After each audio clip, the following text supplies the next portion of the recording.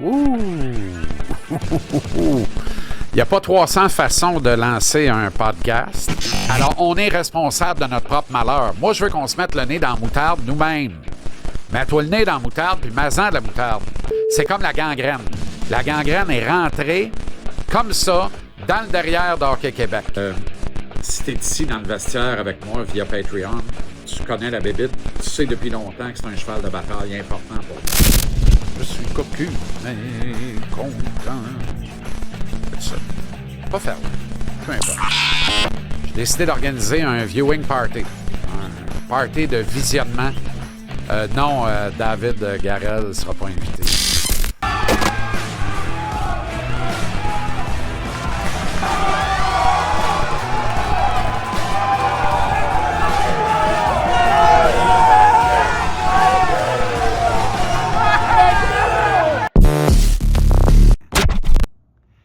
Come on, man!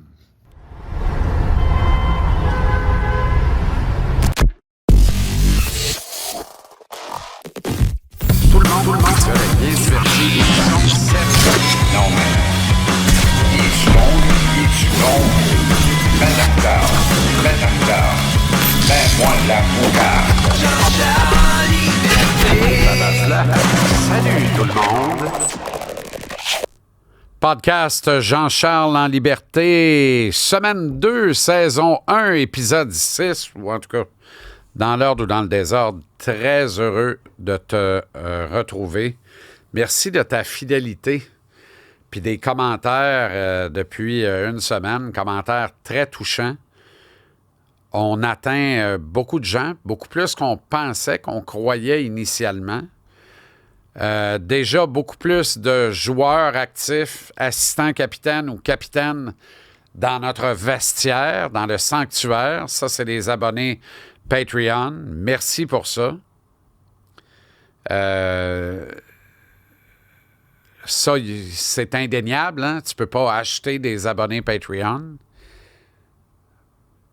Puis, on sait que nos abonnés de la chaîne YouTube et de la chaîne Spotify sont des vrais humains, des vrais abonnés. Ils ne sont pas le fruit d'une machination électronique. Alors, on fait des gains vrais. On fait des acquisitions vraies. On reste dans le vrai. Ça ne changera pas. C'est l'ADN de la bébite. C'est l'ADN du projet. Dans vos commentaires, vous avez saisi l'esprit du projet, l'esprit du podcast. Un truc totalement indépendant qu'on fabrique, qu'on construit ensemble sur le principe de transparence et de vérité.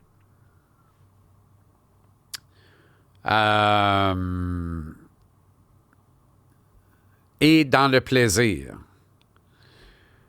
Un truc différent de tout ce que j'ai fait avant, sauf peut-être l'éditorial de 3 heures à la radio à l'époque, lorsqu'un record d'écoute a été établi. Encore loin d'être égalé d'ailleurs à ce jour. Merci à l'équipe. Petite équipe, mais dévouée, déterminée, volontaire, engagée. On est content. Je veux dire aussi, fait que merci à toi, puis toi. Abonné Patreon, des trucs à annoncer bientôt, un prochain rassemblement à venir d'ici 2 semaines, une annonce d'ici la fin de la semaine en cours. Stay tuned.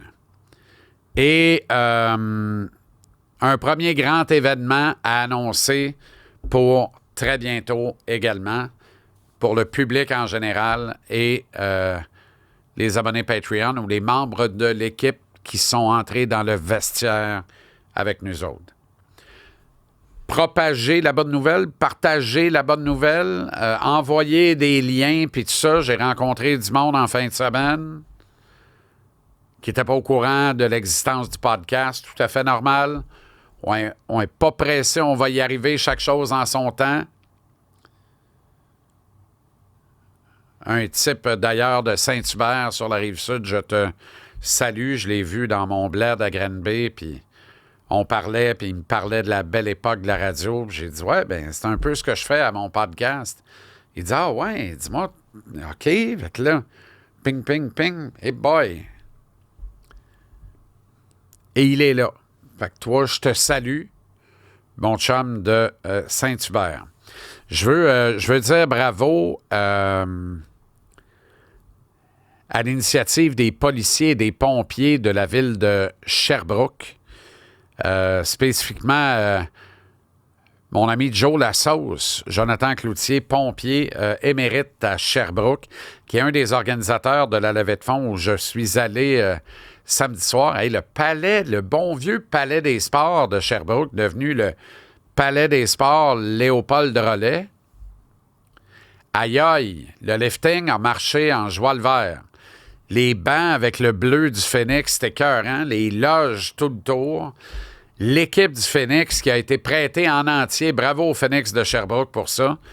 Toute l'équipe de soutien d'un match du Phoenix était là pour ce match-là. 2000 spectateurs dans le Palais des Sports pour un match policier contre pompiers. Un match finalement beaucoup plus viril que ce à quoi je m'attendais. Une victoire des pompiers, 7-4. On perdait 2-1 après la première période. Parce que Joe m'avait demandé de coacher des pompiers. Ben du fun, ben du plaisir, ben du bon monde. C'était vraiment trippant. Merci à tous ceux qui ont donné. C'est pour la Fondation Justin Lefebvre. Et moi, je ne connaissais pas cette fondation-là, mais c'est une histoire affolante. Justin Lefebvre, c'est un petit kid de 5 ans. Il se fait inviter à la fête d'un de ses amis. Fait qu'il arrive à la fête en plein été. Il arrive à la fête d'un de ses amis qui est fils d'un papa médecin et d'une maman médecin. Papa et maman sont des médecins. Alors, il arrive là et puis là, bon, ben, il y a une piscine, puis, tu sais, une couple d'activités, puis tout ça. Les kids se baignent. Et là, ils font des compétitions sous l'eau de retenir son souffle. On a tous déjà fait ça dans notre vie, là. Retenir son souffle le plus longtemps possible en dessous de l'eau. Circonstances absolument épouvantables et atroces, improbables. Le petit Justin a trouvé la mort en faisant ce concours-là, en s'amusant avec ses amis, dont son ami, duquel c'était l'anniversaire. Enquête du coroner, évidemment, puis tout ça. Tout a été démontré à l'effet que c'est un accident des plus bêtes, mais c'est un accident, évidemment. Mais c'est surtout une tragédie. C'est épouvantable. Certains des gars que j'ai coachés samedi soir ont été les premiers répondants qui sont intervenus auprès du petit Justin. Fait que c'est une cause très touchante pour eux autres. Bravo pour l'initiative de faire cette fondation-là. Encore plus de 30 000 $ cette année d'amassé. Puis je vous le dis, rendez-vous l'année prochaine. Si on veut encore de moi, je vais y aller y retourner avec grand plaisir. Bravo pour ça. Ça va parler de boxe! Ça va parler de boxe! Ça va parler le boxe. Ça va parler de jab, jab, uppercut, corde dansée. Ça va parler le boxe. Artu Beterbiev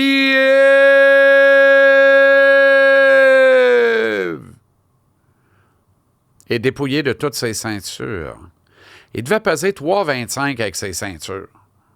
175 à plat, 3,25 avec les ceintures. Il est revenu de Riyad à 175. Plus de ceinture.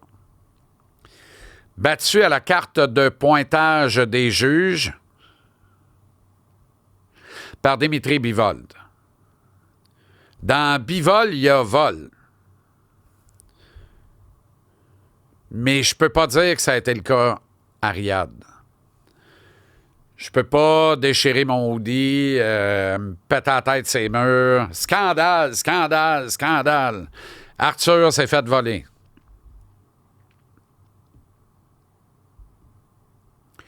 En même temps, dans le premier combat,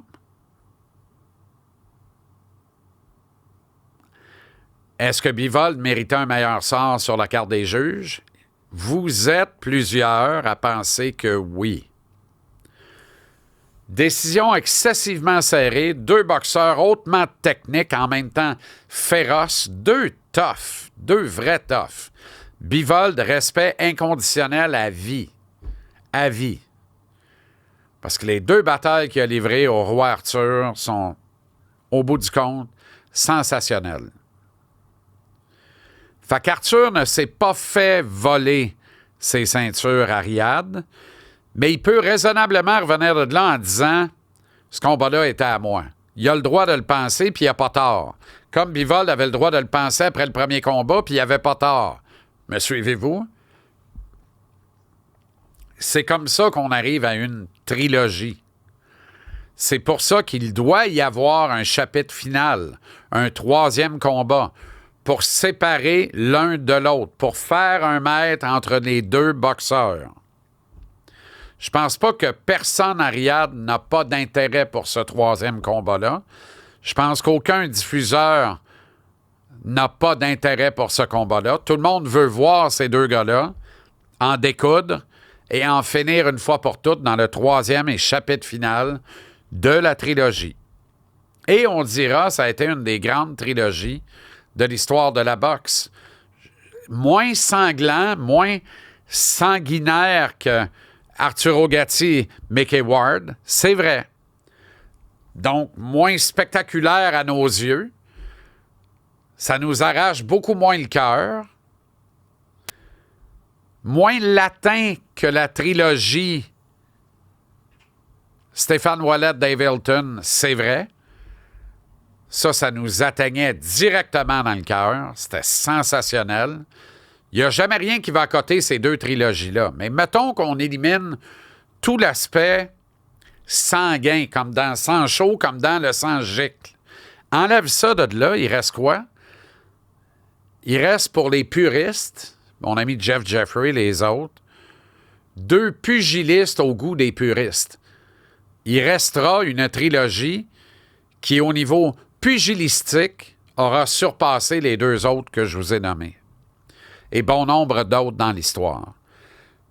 Ça nous graphique moins, mais si tu es un vrai amateur de boxe, c'est sûr que tu as savouré 2 combats puis tu vas savourer le 3e. Mon humble opinion. Faut qu'il y en ait un 3e. D'ailleurs, est-ce que ceci explique cela? Décision au dire de certains controversés dans le premier combat. Décision au dire de certains autres controversés dans le 2e combat. Est-ce que ça explique ou ça s'explique par le fait que tout le monde, aidé je me moi un en premier, veut le 3e combat, le chapitre final? Tant mieux.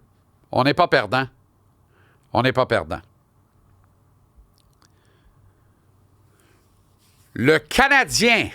Ah, le Canadien. Quand le Canadien a repris l'entraînement la semaine passée, on était au cœur de la folie de la confrontation des 4 nations. On se préparait pour la finale de jeudi. Il n'y avait pas de match mardi, mercredi. L'épicentre était transposé ou transporté à Boston. Les équipes aux aguets là-bas. Les 2 campements fin prêts ou en préparation pour un grand duel. Autrement dit, notre tête puis notre cœur étaient ailleurs. Est-ce que c'est l'effet? Je ne suis pas sûr parce que dans les faits, j'ai pas eu un bon effet du retour à l'entraînement du Canadien. La première journée, je trouvais que Martin avait l'air plissé. On dirait qu'il avait pris un red-eye, un vol de nuit, qu'il n'avait pas eu le temps de dormir, puis surtout, il n'avait pas eu le temps de bien dormir. Il me semblait à cran. Il avait l'air d'un gars qui est revenu en patinant de reculons dans le cadre normal des activités de son équipe. C'est parce qu'il y avait juste 14 gars, puis c'était le retour. Là, ça se peut. Ça se peut. Mais dès le lendemain, il était fraîchement rasé, tout sourire, puis ça allait beaucoup mieux.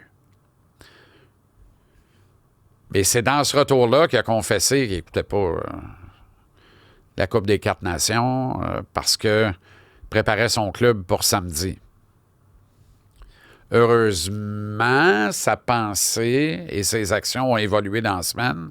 Il a écouté la finale, puis c'est tout sourire qu'il a partagé avec générosité son passé sous l'unifolié. C'est un digne représentant du Canadien à l'international, Martin Saint-Louis. C'est un digne représentant du hockey tout court sur la scène mondiale. Mais tout ça, là, ça me laissait un goût amer. Je trouvais que les gars étaient sloppés. Je trouvais que c'était mou au retour à l'entraînement. Honnêtement, je me disais, hey, qu'est-ce que ça va être à partir de samedi? Il nous reste 26 games. On va en perdre 20-22. J'exagère, mais à peine. Plusieurs fois, on va se faire piler d'en face, sans répliquer. On va juste attendre que le temps fasse son œuvre, que la saison finisse, que chacun reparte en vacances beaucoup trop tôt. 4e fois de suite dans le cas du Canadien. Je craignais le pire. Mea culpa. Mea culpa. Mea maxima culpa. L'intention dans les faits était tout autre. Elle était donc noble. Elle était assurée. Elle était superbe. Et ça a donné un match nickel à Ottawa. Un match exceptionnel. Un match signé d'abord Juraj Slafkovský. C'est facile d'entretenir la conversation, entretenir le dialogue. C'est facile la quote qui va faire sensation, qui va plaire aux médias qui sont là pour la recueillir. Quand tu pars en vacances à la pause de la confrontation des 4 nations en disant « Je m'en vais me reposer le derrière dans le sable avec un pina colada, m'a joué au volleyball de plage, puis c'est tout. Puis quand me revenir de là, m'en scorer 20 d'ici à la fin de l'année. » Tu le sais dans ton fort intérieur qu'il reste 26 games. Tu vas-tu vraiment scorer 20 buts en 26 games d'ici la fin de l'année? Tu vas faire ça. T'es fort, man. T'es fort. Alors, fais-le. T'as pris le petit singe, tu l'as mis sur ton épaule toi-même, comme un grand garçon. Fais-le. Quand tu reviens, tu réponds à une question du collègue Martineau qui te parle de Brady Tkachuk, tu pars à rire, c'est drôle. J'ai parlé à Adam Nicholas, puis Adam Nicholas m'a servi l'exemple Brady Tkachuk en disant « Quand il ne noircit pas la feuille de pointage, il trouve une façon d'être utile. Trouve une façon d'être utile. Rends-toi utile à tous les matchs. » Ça rentre dans la tête. Encore là, j'avais des hauts là. Pourquoi ça vient d'Adam Nicholas ou d'Anthony Martineau? Pourquoi ça vient pas de toi, Juraj? Il faut que ça vienne de toi. Par toi-même, tu aurais dû regarder la confrontation et dire « Hey, Tkachuk, c'est un beau modèle pour moi. Je suis capable d'avoir un aussi bon, voire un meilleur coup de patin. J'ai un meilleur lancer que lui, au moins aussi bon. Mon IQ, là, amène ton lunch parce que c'est sûr que je suis aussi bon, mais probablement meilleur que toi. Il me manque quoi, moi? Mon physique est identique, voire supérieur au tien. Il manque rien. Il manque le pif, le chien, le nez dans la moutarde. Vas-y, debout de sa pédale à gaz. Pas 56 façons de jouer au hockey. Il n'y en a pas 56. Tu as 20 à 30 présences sur la glace. Jamais 30, mais 20-25 présences sur la glace de 30 à 45 secondes pendant une game. 82 fois par année, plus les séries après. Quand tu ramènes ça à sa plus simple expression mathématique de même, là, pourquoi tu prends un chiffre de congé? Pourquoi pendant un chiffre, tes pieds ne bougent pas? Tu te laisses glisser sur la glace? Pourquoi on te voit sorti de ton corps en train de te regarder en disant « Qu'est-ce que tu fais? Maudit Armand! Es-tu cave, toi? Bouge tes pieds, entre dans l'action. Implique-toi. » On n'aime pas te voir réfléchir à ce que tu fais, mais surtout à ce que tu fais pas dans le feu de l'action. Cette seconde-là, ne serait-ce qu'en fraction, en demi, en 3/4 ou en seconde complète, a fait toute la différence entre j'ai une petite carrière bien ordinaire ou j'ai une grande carrière à hauteur des attentes qu'on a placées en moi. Samedi, Slafkovský a montré son meilleur visage. Assurément son meilleur match de l'année. Peut-être même son meilleur match en bientôt 3 saisons complètes dans la Ligue nationale. Des fois, il montre un visage d'un bust, d'un gars dont on parlera en disant « Hey boy, lui, ça n'a pas marché. » tu sais. Fait que c'est quoi que tu veux être, Uri? Tu veux être le meilleur joueur de l'encan de 2022 pour honorer ta toute première sélection totale? Parfait. Ou tu veux finir comme combien de choix, 1, 2 ou 3 total, qui ont finalement passé dans la choire à jambon? Jesse Puljarvi, à titre d'exemple, parce qu'ils n'ont jamais répondu aux attentes. C'est des petits détails, c'est des petites choses. Tu as le package, tu l'as au complet. Ils se sont pas trompés sur tes aptitudes. Il te reste le mental. Samedi, Uri avait le bon mental. Il nous a montré son plus beau visage. Et le reste de l'équipe a suivi. C'était 2-0 après 5 minutes, même pas. C'est parfait, ça? C'est parfait, ça. C'est ça qu'on veut. C'est ça qu'on veut. Alors que ton modèle, Capitaine Tkachuk, je vais en reparler plus longuement dans l'extra Patreon tantôt, Capitaine Brady, qui était tout feu, tout flamme jeudi passé à la faveur de son pays, son drapeau, sa nation, les États-Unis, chez lui à Boston, chez lui comme dans son pays, dans ses terres, en finale de la confrontation contre le Canada, jouait pas samedi avec les Sénateurs d'Ottawa, capitale canadienne, équipe dont il est le capitaine, équipe qui détient encore à ce jour le dernier ticket d'accès en série éliminatoire dans la Ligue nationale. Qui plus est, qui joue un match contre une équipe qui est un adversaire frontal direct dans la lutte pour une place en série. Équipe qui, d'autre part, est sa plus grande rivale dans la Ligue. Puis tu joues pas. Quel drôle de massage. J'en reparle à l'extra tantôt. Uri, le CH. Demain, c'est les Canes de la Caroline. Finalement, prenable. Là, c'est un bout plus tough pour les Canes. Prenable. Après, merveilleux. Merveilleux. Les Sharks de San Jose jeudi à Montréal. Les Sabres à Buffalo samedi, puis les Sabres à Montréal lundi prochain. C'est un pas pire mogul, les Hurricanes. Ça demeure une bonne équipe. Tu veux pas être l'équipe qui va leur permettre de tourner le coin, prendre leurs envols depuis l'arrivée de Rantanen. Ils n'ont pas réussi à faire ça encore. La seule domination qu'ils ont eue, le seul match où ils ont été vraiment autoritaires, Rantanen ne jouait pas. Battu l'Utah 7-3. Bas la Caroline demain. Prends pas à légère les Sharks, prends pas à légère les Sabres, prends pas à légère les Sabres. Tu peux faire très mal aux Sabres en les battant 2 fois. Là. Comme tu avais fait mal aux Red Wings juste avant Noël en les battant sur un dos à dos vendredi, samedi, 20-21 décembre, on s'en rappelle. Là. Autrement dit, lundi soir prochain, en fin de veillée, on pourrait dire le Canadien vient d'en gagner 5 de suite. Il est à 2 ou 3 points des séries. Ça marche en calvasse. C'est parfait. Fais-le. Mais une fois qu'on a dit ça, fais-le une présence à la fois.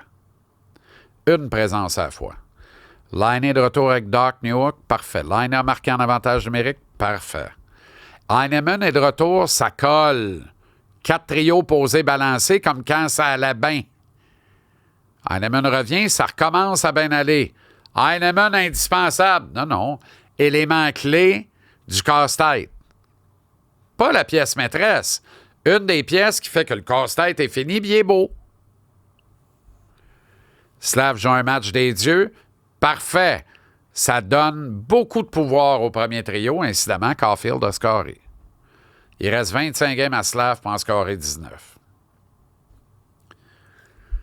On va reparler de la date limite des transactions, là, mais je vous fais réfléchir à un principe. On n'achète pas, ça semble clair, mais mettons qu'avec une bonne semaine devant nous autres, Kent Hughes dit on ne vend pas non plus. Statu quo. Je veux voir où ce groupe-là va m'amener. Puis on gérera après, à la fin de la saison, en fonction du constat. Moi, aujourd'hui, après la performance de samedi, là, la température de l'eau, c'est ça qu'elle m'intime. C'est ça qu'elle m'indique. On attend. On les laisse courir pour les 4 prochains matchs, puis après, on prend les décisions finales. C'est ce que je ferais. Il va te rester 4 jours avant la date limite des transactions rendues là. Je disais, Slav, il te reste 25 games pour en scorer 19. Alex Ovechkin, il en reste à peu près pareil. Pour en scorer, dans son cas, 12. Pour égaler le record de Wayne Gretzky. Puis 13 pour le battre. Y a-t-il encore quelqu'un qui doute? Moi, c'est effrayant gageur que j'ai gagné avec ça. Là. Y a-t-il encore quelqu'un qui doute qu'Ovechkin ne battra pas le record du plus grand nombre de francs-buts dans l'histoire de la Ligue nationale en saison régulière? Record qu'on croyait inatteignable. 894 buts, le record de Wayne Gretzky. Moi, je n'en doute plus. Mais je pense que dans cette course-là, Ovi s'est donné un autre objectif. Wayne a scoré ses 894 buts en 1487 matchs. Ovi en a 882 en 1467 matchs. Il veut scorer 13 buts dans les 20 prochains matchs. Il veut battre le record à l'intérieur ou en égalant le 1487 matchs. C'est sûr qu'il veut ça. S'il veut pas ça, je comprends plus rien. C'est sûr qu'il veut ça. Toi, tu voudrais ça. Moi, je voudrais ça. Tout le monde voudrait ça. Rendu là, puis il en a mis 3 dedans en fin de semaine pour se rapprocher de cette perspective-là. Après ça, il y en a qui diront « Ouais, il y en a 319 en avantage numérique. Gretzky, seulement 204. » Ouais, puis? Ouais, il y en a 12 de plus dans un filet désert que Gretzky. Ouais, puis? Il y a aussi 135 buts gagnants à date. Et ça, c'est 44 buts gagnants de plus que les 91 de Wayne Gretzky. Fait que si tu dis Wimpy sur un bord, tu dis Wimpy de l'autre. C'est 2 grands joueurs de hockey. C'est 2 énormes joueurs de hockey. Après, là, on peut creuser l'analyse. Là.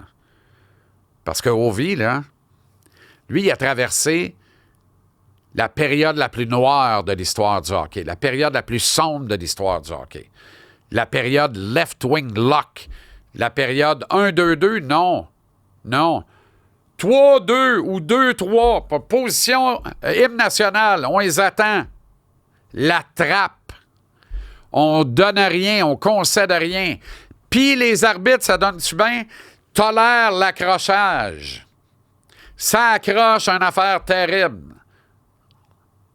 Il y avait moins de ça dans le temps de Wayne. Prends le nombre de buts marqués par match en moyenne dans la Ligue nationale dans les 20 quelques saisons de la carrière de Wayne Gretzky, puis la moyenne de buts par match marqués dans les presque 20 ans de la carrière d'Alex Ovechkin maintenant. La nuance, c'est presque 1 but de plus par match à l'époque de Gretzky. 1 but par match, ça fait du but en temps à la fin de l'année, ça.